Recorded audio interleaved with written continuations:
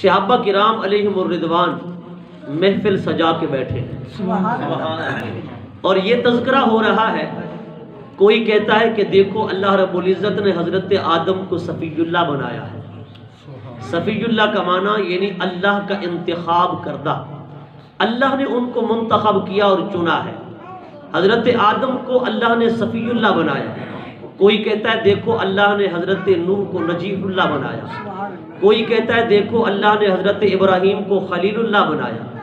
کوئی کہتا ہے دیکھو اللہ نے حضرت موسیٰ کو کلیم اللہ بنایا. غرض یہ کہ اسی طرح تذکرے ہو رہے ہیں سابقہ انبیاء کرام علیہم السلام کے. اتنے میں آقا علیہ السلام تشریف لائے. حضور نے یہ ساری گفتگو سنی تو حضور نے فرمایا میرے غلاموں، بے شک حضرت آدم صفی اللہ ہیں، حضرت نوح نجیح اللہ ہیں، حضرت ابراہیم خلیل اللہ ہیں، حضرت موسیٰ کلیم اللہ ہیں، حضرت عیسیٰ روح اللہ ہیں. فرما الا سنو انا و حبیب اللہ. فرمایا رب نے مجھے اللہ کا حبیب بنایا. سبحان اللہ. مجھے اللہ نے اپنا حبیب بنایا ہے. میں حبیب اللہ ہوں. الا و انا حبیب اللہ. حضور نے فرمایا میں حبیب اللہ. حضرات گرامی یہی ذکر مصطفیٰ ہے. حضور نے اپنا ذکر خود بھی فرمایا ہے. اب اگر کہا جائے کہ ذکر مصطفیٰ کی محفل سجانا یا منانا یہ کہاں لکھا ہے، میں کہتا ہوں یہ نادانی کی بات ہے. سرکار کے صحابہ سابقہ انبیاء کا ذکر کر رہے تھے. حضور نے فرمایا وہ سارے برحق ہیں، ان کی شانیں بھی برحق ہیں، ان کے مقام بھی برحق ہیں، مگر فرما میرے غلاموں سنو وہ سارے شان والے ہیں پر مجھے رب نے یہ شان عطا فرمائی ہے کہ میں اللہ کا حبیب بن سکتا ہوں. سبحان اللہ. حبیب اور کلیم میں فرق کیا ہوتا ہے؟ باقی انبیاء دیکھیں ائمہ نے لکھا ہے، امام قسطلانی، امام عسقلانی، امام زرقانی، شاہ عبدالحق محدث دہلوی، علامہ ملا علی قاری، دیگر بھی کئی سیرت نگاروں نے لکھا، محدثین نے، شارحین حدیث نے لکھا. فرماتے ہیں کہ باقی انبیاء ایک طرف اگر رب کے کلیم و حبیب کا بھی موازنہ کیا جائے تو فرمایا کلیم وہ ہوتا ہے جو رب کی بارگاہ میں کوہ طور پر جاتا ہے اور وہاں جا کر عرض کرتا ہے رب ارنی، مولا مجھے اپنا دیدار تو کرا، مجھے اپنا دیدار تو کرا. چونکہ وہاں سے ہم کلام ہوتا ہے نا تو کلام کے اندر ایسی شیرینی، ایسی مٹھاس محسوس کرتا ہے کہ پھر وہ تمنا کرتا ہے مولا جس کا کلام اتنا پیارا ہے دیدار کتنا پیارا ہے. سبحان اللہ. مولا اپنا دیدار تو کرا. پر اللہ رب العزت فرماتا ہے اے میرے کلیم لن ترانی، تو ہرگز مجھے دیکھنے کی سکت نہیں رکھتا. تیرے اندر وہ پاور ہی نہیں، طاقت ہی نہیں کہ مجھے خدا کو دیکھ سکے. ہاں البتہ یہ ہے کہ پیغمبر کی دعا ہے رد تو نہیں ہوتی. اللہ پاک نے فرمایا سامنے پہاڑ ہے، اس کو دیکھنا پہاڑ کو، میں اس پہ ڈالتا ہوں اپنی صفت کی تجلی، ذات کی نہیں صفت کی تجلی. اگر تو برداشت کر گیا تو پھر دیدار کرا دوں. سبحان اللہ. اللہ رب العزت کے کلیم نے پہاڑ کی جانب دیکھا. اللہ نے رب کا قرآن کہتا ہے فلما تجلی ربہ للجبل، اللہ نے پہاڑ پر اپنی تجلی ڈالی. حضرت موسیٰ ادھر ہی دیکھ رہے تھے، تجلی ادھر نہیں ڈالی تھی حضرت موسیٰ پر. رب کہتا ہے للجبل، پہاڑ پر ڈالی. مگر پہاڑ پر ڈالنے کی دیر تھی کہ پہاڑ بھی سڑ کر جل کر سرما بن گیا.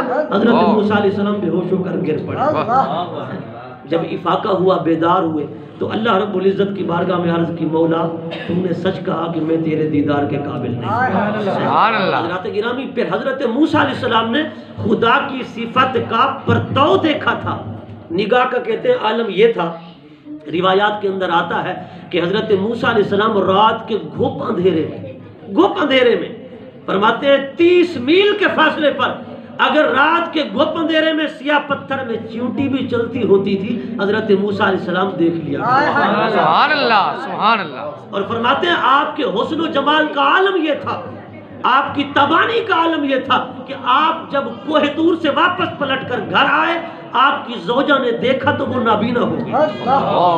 حضرت موسیٰ علیہ السلام نے اس پہاڑ کو دیکھا تھا جس پر رب نے اپنی صفت کی تجلی ڈالی تھی. حضرت موسیٰ بھی برداشت نہ کر سکے، پہاڑ بھی برداشت نہ کر سکا. پھر حسن و جمال اور تابانی کا یہ عالم تھا کہ اگر گھر میں آئے بیوی نے دیکھا تو وہ بھی آنکھیں کھو گئی. حضرات گرامی حضرت موسیٰ علیہ السلام نے جب اپنی گھر آئے نا زوجہ نے دیکھا تو آنکھیں کھو بیٹھی.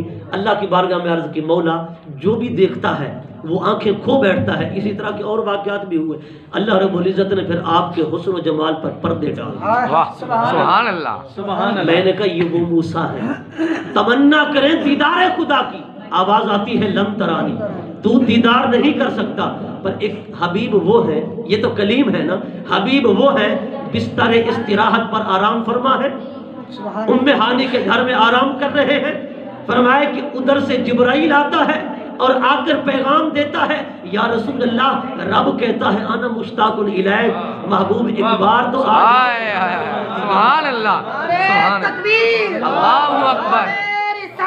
یا رسول اللہ, یا علی, زندہ باد, زندہ باد. سبحان اللہ. کلیم دیدار خدا کی تمنا کرے پر روک دیا جائے, اور حبیب بستر آرام پہ آرام کر رہا ہو. رب کائنات کا حکم آئے کہ محبوب تیرے دیدار کی خواہش رکھتا ہوں, اللہ مقام پہ آ جا اور اپنے رب کو دیدار کر. سبحان اللہ. اسی لیے تو قلندر لاہوری ڈاکٹر علامہ اقبال کہتے ہیں نا, عبد دیگر عبد ہو چیز دیگر. عبد دیگر عبد ہو چیز دیگر. عبد دیگر آ سراپا انتظار, وعبدہ چیز دیگر و او منتظر. فرمایا کہ عبد وہ ہے, فرمایا جو سر تا پا خدا کے دیدار کے انتظار میں رہتا ہے, اور عبدہ وہ ہوتا ہے فرمایا یہ منتظر, اور خدا اس کے دیدار کا منتظر ہوتا ہے. سبحان اللہ. یہ منتظر اور وہ منتظر ہوتا ہے. فرمایا خدا جس کے دیدار کا انتظار کرے. اس لیے اللہ پاک نے حضور کو قرآن مجید میں یا عبدہ فرمایا یا عبدہ فرمایا.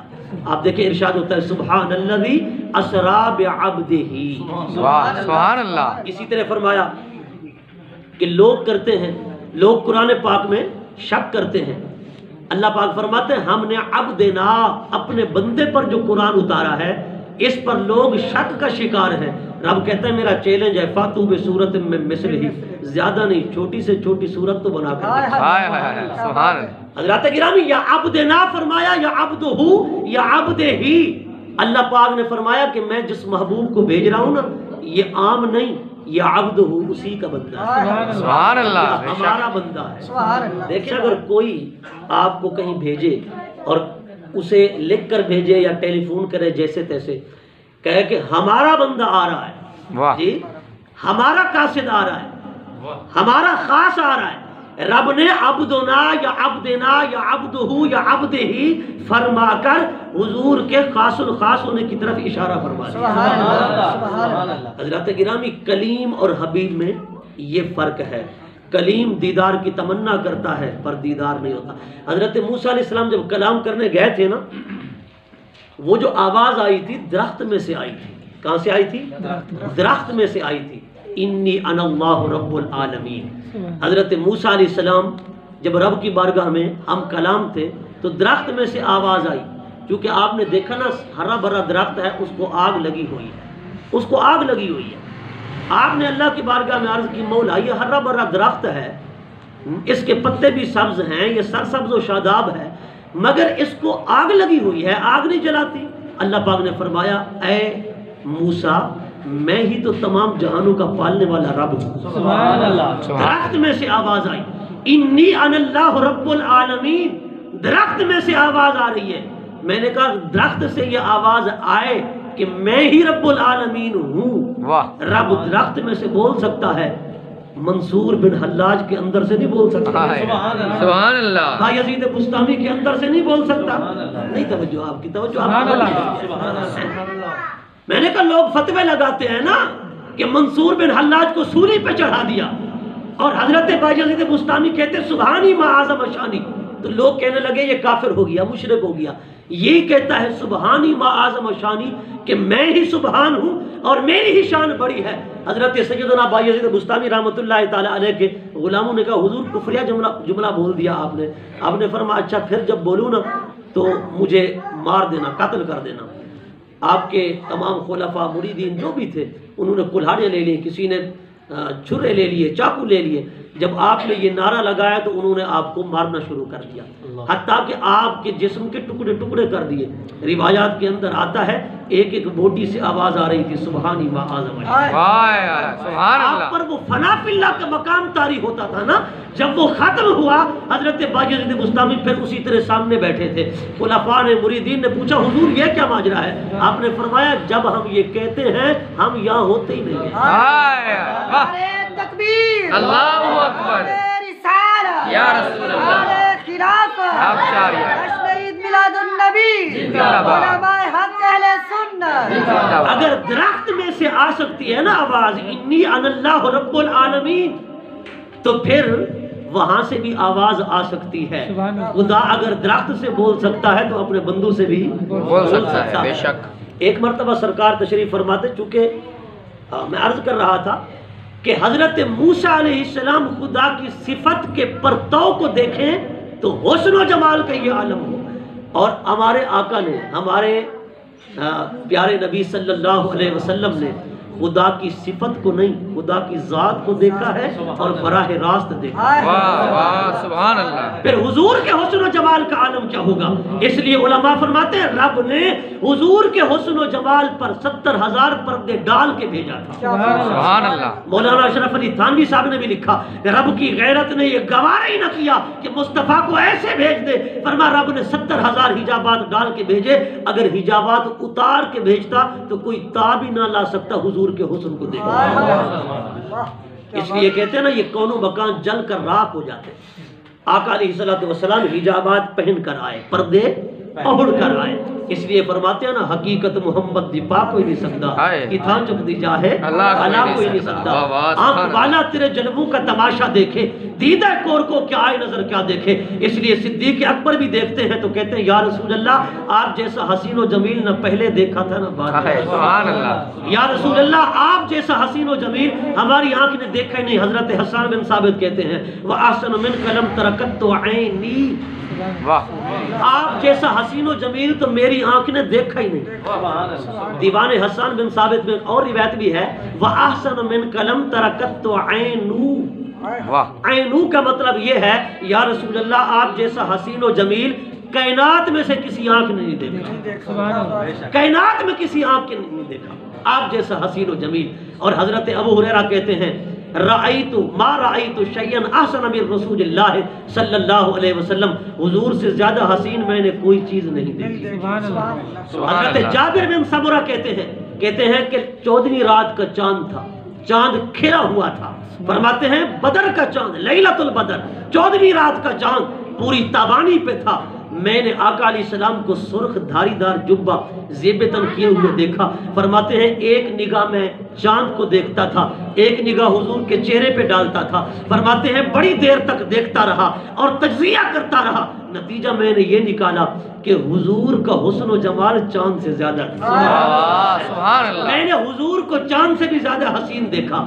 حضرات گرامی سارے صحابہ کہتے ہیں کہ حضور ہی بہت زیادہ حسین و جمیل تھے۔ یا ایک اعتراض پیدا ہوتا ہے، سوال پیدا ہوتا ہے کہ کوئی اگر کہے کہ سرکار کے صحابہ تو مدینہ میں رہے، مکہ میں رہے، یا زیادہ سے زیادہ عرب ہی گھومتے پھرتے تھے، وہ باہر تو نہیں گئے، ساری کائنات سے سرکار کیسے حسین ہو سکتے ہیں؟ حضور اگر مدینہ والوں سے زیادہ خوبصورت مانا جا سکتا ہے، مکہ والوں سے زیادہ خوبصورت تسلیم کیا جا سکتا ہے، یا پورے عالم عرب سے زیادہ خوبصورت تسلیم کیا جا سکتا ہے، لیکن یہ تو نہیں کہا جا سکتا کہ پوری کائنات سے زیادہ خوبصورت حضور ہی تھے۔ یہ بات گوشہ عقل میں آنے والی نہیں ہے، تسلیم کرنے کے قابل نہیں ہے۔ اگر کوئی اعتراض کرے تو اس اعتراض کا جواب یہ ہے کہ اگر کوئی کہے ہو سکتا ہے حضور تو مدینہ میں تھے، حضور تو مکہ میں تھے، حضور تو عرب میں تھے، وہاں کے اعتبار سے زیادہ حسین و جمیل تھے، کوئی ہندوستان میں حضور سے بھی زیادہ حسین رہتا ہو، کوئی امریکہ میں حضور سے زیادہ حسین رہتا ہو، جی کوئی جرمن میں حضور سے زیادہ حسین رہتا ہو، کوئی کسی اور ملک کے اندر حضور سے زیادہ حسین رہتا ہو، مگر میں کہتا ہوں آؤ اس سے پوچھتے ہیں جس نے ساری کائنات کو دیکھا، سبحان اللہ، اس سے پوچھتے ہیں جس نے آدم سے لے کر عیسیٰ تک سارے نبیوں کا دیدار کیا ہے، وہ سدرۃ المنتہا کا طائر جس کو دنیا جبرائیل امین کے نام سے جانتی ہے۔ جبرائیل سے پوچھتے ہیں اے جبرائیل بتا آدم تا عیسیٰ سارے نبیوں کو بھی تو نے دیکھا، ساری کائنات بھی تو گھوما ہے پھرا ہے، بتا حضور سے زیادہ ہنسی بھی کوئی دیکھا؟ سبحان اللہ. جبریل کہتا ہے قلبت الارض مشارقہا و مغاربہا فلم آرا مثل محمد صلی اللہ علیہ وسلم. لوگوں میں نے مشرق و مغرب دیکھے اور پوری کائنات کو الٹ پلٹ دیکھا، دنیا کا گوشہ گوشہ دیکھا، پر رب کعبہ کی قسم ہے محمد عربی سے زیادہ حسین کوئی نہ ہے. نعرہ تکبیر، نعرہ رسالہ، نعرہ حیدری، یا علی، عظمت مصطفیٰ. زندہ باد. ہوئے لاکھوں حسین آدم سے لے کر ابن مریم تک، پر بنی ہاشم کی محفل میں جو آیا لاجواب آیا. یہودی معجزہ مانگنے لگے کہ حضور جو آئے ہیں نبی بن کر کوئی معجزہ، جب تک دیکھا نہ تھا معجزہ مانگتے تھے. صحابہ کہتے ہیں خدا کی قسم جب سرکار کے چہرے کو دیکھ لیا نا وہ معجزے کا مطالبہ چھوڑ بیٹھے، حضور کے چہرے کو دیکھ کر یک زبان کہنے لگے ایسا حسین چہرہ کسی جھوٹے کا نہیں ہو سکتا. سبحان اللہ. حضور میدان جنگ میں تھے کہ ایک کافر سامنے آ کر کھڑا ہو گیا، حضور کے سامنے آ کر کھڑا ہو گیا، ٹک ٹکی باندھ کر سرکار کو دیکھنے لگا. حضور نے فرمایا کیا ماجرا ہے کہ ٹک ٹکی باندھ کے دیکھ رہا ہے؟ وہ کہتا ہے کہ اے مسلمانوں کے نبی، میں نے اپنے سپہ سالار سے سنا تھا، وہ کہتا تھا بڑے جادوگر ہیں، جو انہیں دیکھ لیتا ہے پھنسا لیتے ہیں، جو ان سے کلام کر لیتا ہے بس ان کی کلام کے دامے فریب میں پھنس جاتا ہے. وہ آپ کو جادوگر بھی کہتے ہیں، ساحر بھی کہتے ہیں. میں نے اپنے کافروں سے سنا تھا، پر آپ خود میں نے آج اپنی آنکھوں سے دیکھا ہے. آپ کو دیکھا ہے تو آج پتا چلا ہے اتنا حسین چہرہ کسی جھوٹے کا تو نہیں ہو سکتا. اتنا حسین چہرہ کسی جھوٹے کا تو نہیں ہو سکتا. حضور نے فرمایا میں بھی چاہتا ہوں پھر کلمہ پڑھ لے. اس نے کہا اگر کلمہ پڑھوں تو کیا ملے گا؟ حضور چونکہ مالک کونین ہے نا، سرکار نے فرمایا اگر تو کلمہ پڑھ لے گا تو میں جنت دوں گا. سبحان اللہ. دیکھیں حضور نے تو جنت کے ٹکٹ دنیا میں بانٹے ہیں. ابو بکر فی الجنہ، عمر فی الجنہ، عثمان فی الجنہ، علی فی الجنہ، طلحہ فی الجنہ، 10 صحابہ کو. اور حضرت حسن حسین کے بارے فرمایا ان الحسن والحسین سیدہ شباب آدم، اور فرمایا ابو بکر و عمر سیدہ کہول اہل الجنہ. وہ بڑھوں کے سردار ہیں، یہ جوانوں کے سردار. سبحان اللہ. میں نے کہا جو آقا دنیا میں جنت کے ٹکٹ بانٹ رہے ہیں وہ جنت کے مالک نہیں ہے، ویسے ٹکٹ بانٹ رہے ہیں. یہ اختیار کی علامت تو ہے. وہ کھجور کا تنا میرے آقا کے جسم پاک سے لگانا، جسم پاک سے، پھر صحابہ نے اسے جدا کر دیا. صحیح مسلم پاک کی حدیث پاک کے سامنے مسجد نبوی کے دروازے پر پڑا تھا. حضور نئے منبر پر جلوہ گر ہوئے. کہتے ہیں کہ جب سرکار نے خطبہ شروع کیا تو وہ ایسے رونے لگا جیسے اونٹنی کا بچہ اپنی ماں سے بچھڑ کر روتا ہے. جیسے اونٹنی کا بچہ اپنی ماں سے بچھڑ کر روتا ہے وہ ایسے رونے لگا. اس کی آوازیں زیادہ ہو گئی. سرکار نے خطبہ روک دیا. میرے آقا منبر سے نیچے تشریف لائے. سرکار اس کھجور کے تنے کے قریب گئے. صحابہ کہتے ہیں حضور نے ایسے کملی اوپر ڈالی اور حضور اس کے اوپر جھک گئے. سبحان اللہ. سرکار نے اسے سینے سے چپٹا لیا. فرماتے ہیں صحابہ کہتے ہیں خدا کی قسم ہم نے اپنی آنکھوں سے دیکھا اور کانوں سے سنا جیسے بلکتے بچے کو ماں سینے سے لگائے سسکیاں لے لے کر چپ ہو جاتا ہے. وہ کھجور کا تنا ایسے سسکیاں لے لے کر چپ. سبحان اللہ. بولو ذرا محبت. سبحان اللہ. میں نے کہا او بے جان، یہ کھجور کے تنے بھی جانتے ہیں کہ ہمارا بھی کوئی غمخوار ہے، ہمارا کوئی ہمدرد ہے. میں نے کہا وہ مسجد نبوی کے دروازے پر رہ کر زاروں قطار روتے ہیں ہجر مصطفیٰ میں، فراق مصطفیٰ میں. تو اتنے ہزار میل دور رہ کر کبھی عشق مصطفیٰ میں نہیں رویا؟ میں نے کہا کھجور کے تنے کی طرح تڑپ کر تو دیکھ جو مصطفیٰ خطبے چھوڑ کے کھجور کے تنے کو سینے سے لگانے کے لیے آ جاتا ہے. اگر تو بھی روئے گا تو تیرے لیے بھی آ جائے گا. سبحان اللہ. بے شک تیرے لیے بھی آ جائیں گے. حضرت گرامی وہ ایک عربی آیا تھا نا حضور کے گنبد خضرا پر، اس نے چوکٹ پر رکھا سر. امام قرطبی نے لکھا، دیگر محدثین نے لکھا چوکٹ پر رکھا سر. سر رکھنے کے بعد اس نے کہا یا رسول اللہ آپ پر قرآن کی آیت اتری ہے وَلَوْ أَنَّهُمْ إِذْ ظَلَمُوا أَنفُسَهُمْ جَاءُوكَ فَاسْتَغْفَرُوا اللَّهَ وَاسْتَغْفَرَ لَهُمُ الرَّسُولُ لَوَجَدُوا اللَّهَ تَوَّابًا رَحِيمًا. آقا اپنی جان پہ ظلم کر بیٹھا ہوں، آپ کی بارگاہ میں آیا ہوں، کرم نوازی ہو جائے، مجھ پر بھی عطا ہو جائے. چونکہ اللہ پاک فرماتا ہے اگر کوئی ظلم کر بیٹھے اپنی جان پر تو آپ کے در پر آئے. سبحان اللہ. جاؤکا آپ کے پاس آئے، آپ کی بارگاہ میں.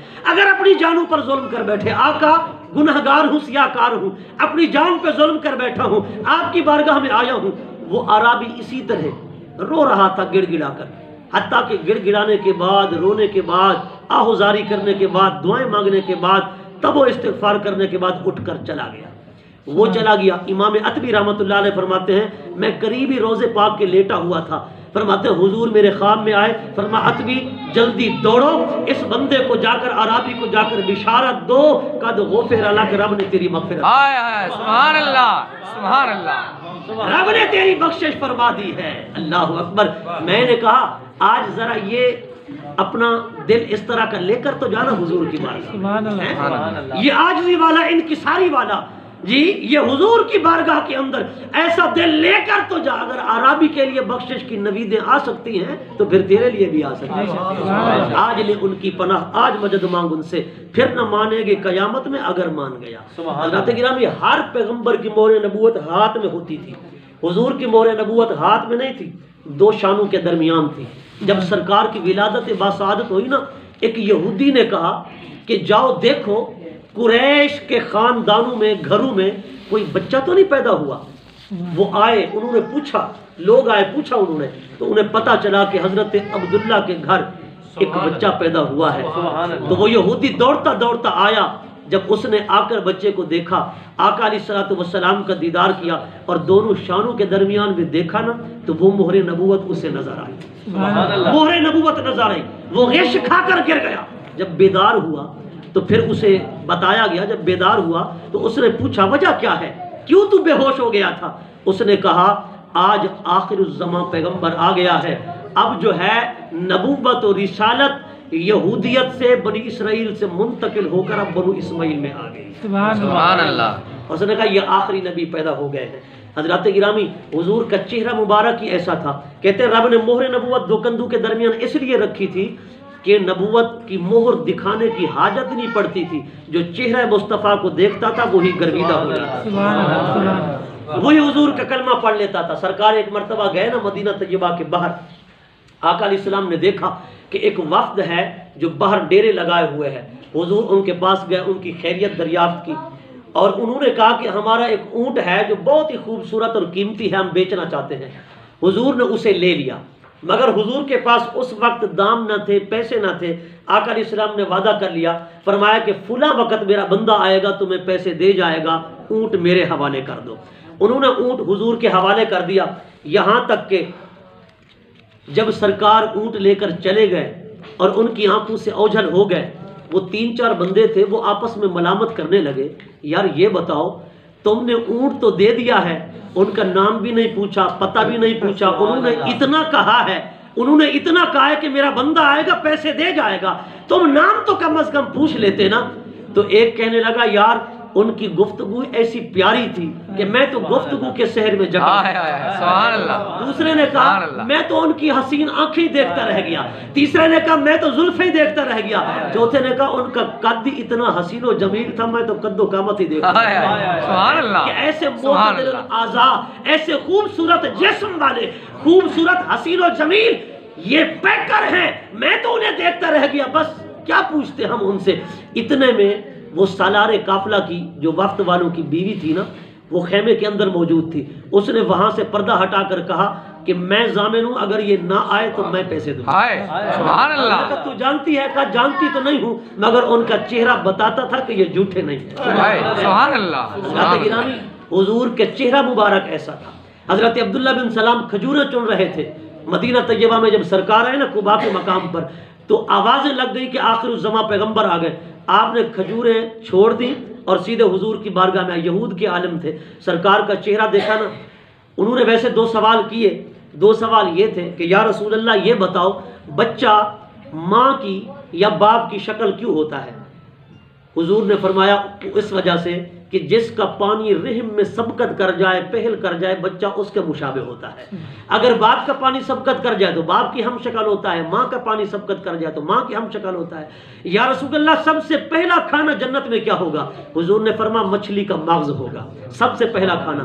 حضرت عبداللہ بن سلام نے کہا، یہود کے عالم تھے، تورات کے عالم تھے، کہا کہ میں جانتا تھا کہ ان سوالوں کا جواب نبی کے علاوہ کوئی نہیں دے سکتا، میں نے سوال تو تسلی کے لیے کیے، لیکن یا رسول اللہ آپ کا چہرہ دیکھ کر مجھے فرسٹ ٹائم ہی پتہ چل گیا تھا یہ چہرہ جھوٹے کا نہیں ہے، یہ چہرہ سچے کا ہے۔ حضرات گرامی، حضور کے چہرہ مبارک کی تابانی اور حضور کے حسن و جمال کا عالم یہ تھا کہ رب کائنات نے پھر قرآن پاک نے فرمایا نا، وَالضُّحَا، قسم ہے چمکتے دمکتے چہرہ مصطفیٰ، رخ زیبا کی قسم، وَاللَّيْلِ اِذَا سَجَا، قسم ہے زلف عنبری کی جب آپ کے شانوں پر بکھر جاتی۔ حضرات گرامی، حضرت امام عبد الوہاب الشعرانی اور امام قرطبی لکھتے ہیں، لم یظہر لنا تمام حسنہ صلی اللہ علیہ وسلم لأنہ لو ظہر لنا تمام حسنہ صلی اللہ علیہ وسلم لما اطاقت اعیننا رؤیتہ۔ فرماتے حضور کا سارا حسن و جمال ہمارے سامنے ظاہر ہی نہیں ہوا، اگر ہو جاتا تو ہماری آنکھیں دیکھ ہی نہ سکتی، بلکہ حضور کے حسن و جمال کو دیکھ کر اندھی ہو جاتی، ہم نابینا ہو جاتے۔ حضرت حسان بن ثابت کہتے ہیں، جب حضور سامنے بیٹھتے میں منبر پر کھڑا ہوتا اور سرکار کائنات کو دیکھنا چاہتا، فرماتے ہیں وضعت کفی علی عینی، حضرت حسان کے الفاظ ہیں، کہتے ہیں میں حضور کو دیکھ نہ سکتا تھا، میں اپنی ہتھیلیاں اپنی آنکھوں پہ رکھ لیا کرتا تھا، وضعت کفی علی عینی خوفا من ذہاب بصری، اس خوف کی وجہ سے کہیں بینائی سے محروم نہ ہو جاؤں۔ حسن و جمال کی تابانی کا یہ عالم تھا، حضور کی نورانیت کا یہ عالم تھا۔ اما عائشہ صدیقہ رضی اللہ تعالیٰ عنہ فرماتی ہیں، میں اپنے کمرے میں کوئی چیز سی رہی تھی، اتنے میں آقا علیہ الصلوۃ والسلام تشریف لائے، فرماتے ہیں سوئی میری گر گئی مگر مل نہ سکی، کافی کوشش کی، بہت ڈھونڈا لیکن نہ مل سکی۔ حضور جو ہی دروازہ کھول کے اندر داخل ہوئے، کہتی ہیں میں نے دیکھا وہ سوئی چمک رہی تھی اور میں نے بڑے آرام سے آسانی کے ساتھ اٹھا لی۔ حضرات گرامی، یہ نور مانوی کی علامت نہیں، یہ نور حسی کی علامت ہے۔ صحابہ کہتے ہیں سرکار جب جا رہے ہوتے نا گلیوں کے اندر، رات کا گھپ اندھیرا ہوتا، میرے آقا مسکراتے، فرمایا آپ کے دندان اقدس سے ایسی روشنی نکلتی کہ دیواریں بھی روشن ہو جایا کرتی، دیواریں بھی روشن ہو جایا کرتی تھی۔ میں نے کہا ہم کہتے ہیں نبی پاک نور مانوی بھی ہیں لیکن نبی پاک نور حسی بھی ہیں، ایسے نور بھی ہیں جیسے سورج کا نور ہے، چاند کا نور ہے، بلکہ چاند اور سورج کا نور کیا ہے؟ یہ تو حضور کے نور کا صدقہ ہی ہے۔ حضرات گرامی، یہ بھی حضور کے نور کا صدقہ ہے۔ آقا دو جہاں صلی اللہ علیہ وسلم کے ظاہری حسن و جمال کے کیا کہنے، اور باطنی حسن و جمال میرے آقا صلی اللہ علیہ وسلم کا تو کسی نے دیکھا ہی نہیں نا۔ وہ حضرت سیدنا اویس کرنی رضی اللہ تعالی عنہ، ایک مرتبہ آپ حضور کے ظاہری دنیا سے پردہ فرما جانے کے بعد مدینہ طیبہ آئے، صحابہ نے کہا اویس حضور کے ظاہری حیات میں تو آیا نہیں۔ حضرت اویس نے کہا ایک بار آیا تھا مگر حضور سفر پر تھے، دیدار نہ کر سکا۔ تو صحابہ نے کہا پھر کیوں نہیں آئے؟ انہوں نے کہا میری والدہ چونکہ بیمار تھی، ان کی خدمت میں میں رہا، اس وجہ سے میں نہیں آ سکا۔ تو صحابہ نے کہا کہ اے اویس، ہم نے اپنے ماں باپ، بیوی، بچے، اپنی جوانی، اپنا مال و دولت سب کچھ مصطفیٰ پر قربان کر دیا تھا، تو ایک ماں کو قربان نہیں کر سکا؟ سبحان اللہ، چپ کر دو، سننا چاہوں چپ کر دو، سبحان اللہ، سبحان اللہ۔ تو اپنی ماں کو قربان نہیں کر سکا، ہم تو سب کچھ قربان کر چکے حضور کی ذات پر۔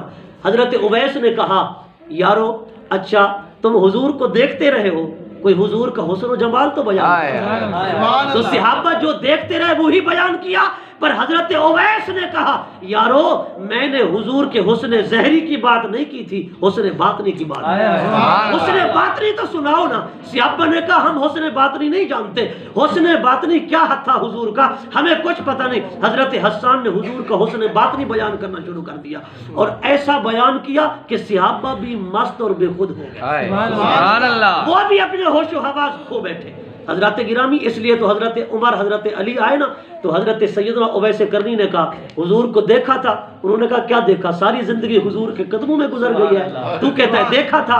حضرت اویس نے کہا لم ترا یا من رسول اللہ صلی اللہ علیہ وسلم الا ذلہ، جو کچھ دیکھتے رہے ہو وہ رسول اللہ صلی اللہ علیہ وسلم کی حقیقت نہ تھی، وہ حضور کی حقیقت کا ایک اولا تھا۔ سبحان اللہ، وہ حضور کی حقیقت کا ایک اولا تھا، اس لیے فرمایا نا حقیقت محمد دی پاک کوئی نہیں سکتا، اتھا چکتی جا ہے اللہ کوئی نہیں سکتا، آفا کہا گردی دام مہرے بتاں ورزی دام بسیار خوباں دی دام لیکن تو چیزیں دی سبحان اللہ۔ حضرات گرامی، حضور کے حسن ظاہری کی بات ہو یا حسن باطنی کی بات ہو، عشاق یہاں پر ان کی زبانیں گنگ ہو جاتی ہیں، وہ کما حق کو بیان کر ہی نہیں سکتے۔ حضور کے میلاد پاک میں سرکار کے کمالات کو بیان کیا جاتا ہے، معجزات کو بیان کیا جاتا ہے، آقا علیہ السلام کا ذکر کیا جاتا ہے۔ حضور کا ذکر پاک اس قدر بلند و بالا ہے کہ ہم کریں یا نہ کریں، رب بھی کہہ رہا ہے وَرَفَعْنَا لَكَ ذِكْرَكَ، اے حبیب ہم نے آپ کے ذکر کو بلند کر دیا ہے۔